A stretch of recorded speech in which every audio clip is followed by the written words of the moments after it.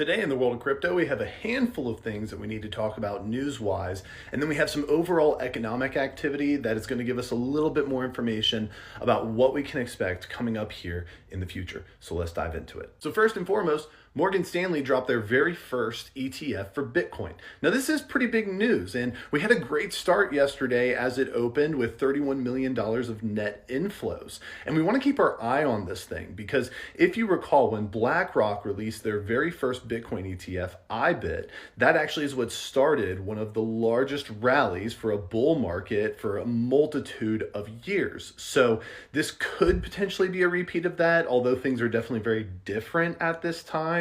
But nonetheless, it's something to keep an eye on because Morgan Stanley is a big player in the financial world and we want to know what's going on. Second, we just found out that Trump is going to be hosting a Trump coin gala on Mar-a-Lago sometime here in the near future. Now, we don't know any of the details. This information was just released, but I can only imagine it's going to be something like you have to have X amount of Trump coins to be able to attend, or whoever has the most is going to get a ticket to be able to attend. Of course, Trump has played this game time and time again with his coin to try and raise funds just for himself in all reality, although he has phrased it in a ton of different ways, but that's my personal take on the situation. So if it were me, I would not be touching this thing with a 10-foot pole. I am staying far away from Trump coin as I always have because in my personal opinion, not just with Trump coin, but with all meme coins, these things, in my opinion, are on the way out, whereas utility coins will be the firm foundation upon which crypto stands. Next, we got a couple economic activity updates. So the first being we got our PCE inflation for February. Now,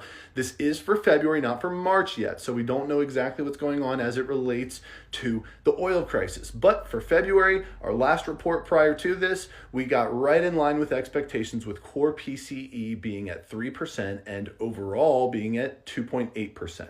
Now, just a reminder, PCE is what producers are paying above and beyond from inflation from the previous month, not necessarily consumers. So just good to keep that in mind, but overall things look to be right in line with what we were looking at. And lastly, we got some revised GDP data for the fourth quarter here in 2025. And yet again, it was revised down this time to only 0.5%. Now keep in mind, this comes after a 4.4% growth in GDP in Q3, now revising Q4 down to 0.5.